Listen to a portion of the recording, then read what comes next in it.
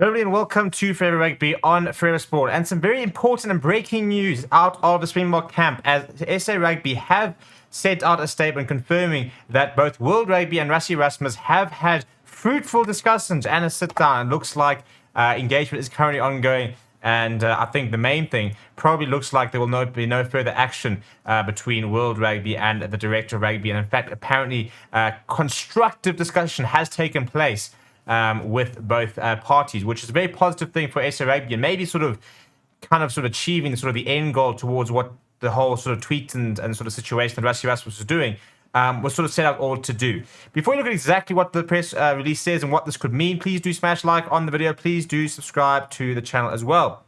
So, yeah, a bit of a weird one to send out on a Saturday, but SA Rugby have released a media release talking about the conversation, or the fact that RASSIE ERASMUS and World Rugby have had media discussions, and that there have been steps taken. So if we look at the actual statement itself, it says World Rugby CEO Alan Gilpin and World Rugby Director of Rugby Phil Davies met with South African Director of Rugby RASSIE ERASMUS on Thursday and held positive discussions regarding recent events and match official communications in general. Views were exchanged, resulting in a better understanding of the respective positions. There was an agreement that further dialogue was needed in terms of enhancing the process that operates between teams and match officials to ensure all can play their part in creating great spectacles and avoid frustration, but in a way that underpins the respect for match officials, coaches, and players. Further dialogue will continue after today's final Springbok test of the year. So could this be mission accomplished? Could this be what the Springboks were trying to do? You know, was this all about bringing World Rugby to the table? And if it was, then they've done it. You know, and I think that the main thing is the fact that there are conversations being taken place, means that it looks like RASSIE ERASMUS could very much avoid a second ban. And again, you know, I think that, you know, whether you agree with his methods or not, the whole point of the videos, the whole point of what he was going out to do was to try and you know, communicate that.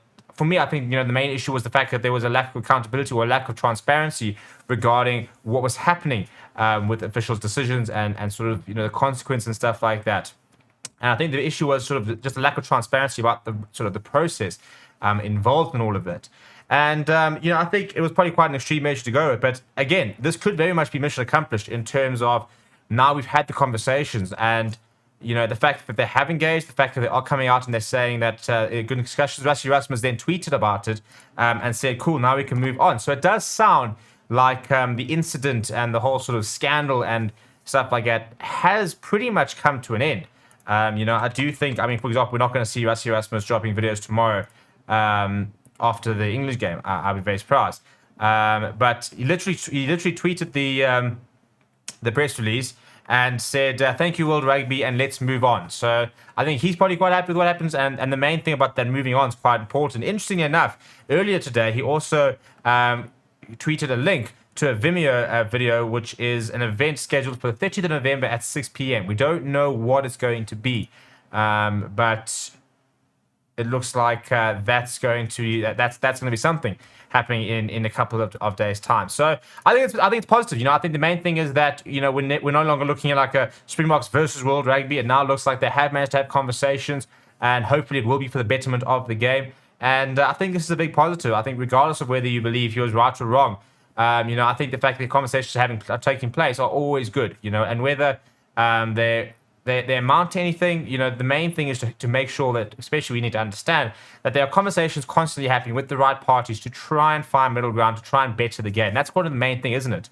You know, and I think nobody really wanted to see RASSIE ERASMUS posting, you know, videos of referee mistakes and stuff like that. Nobody wants to see him being banned. Nobody wants to sort of see this kind of the ugliness that has reared its head in the last few weeks. But if it can result in positive discussions, and if they can find ways to improve the game and move the game forward, then isn't that the whole point? So yeah, it's been a very messy last couple of weeks. You know, I wasn't a massive fan of all the various clips. You know, again, you know, I think RASSIE ERASMUS never does anything by accident. So I think this might have been the end game, or at least this was sort of something that they were trying to get towards. So I do think we've taken a step forward. It'll be interesting now to see what these sort of conversations mean, and also how sort of RASSIE ERASMUS will now sort of act towards World Rugby after having these conversations. But let me know what you think down in the comments below. Please do smash like on the video as well, and subscribe to the channel. Thank you very much for watching. My name is Steven, and I'll chat to you soon.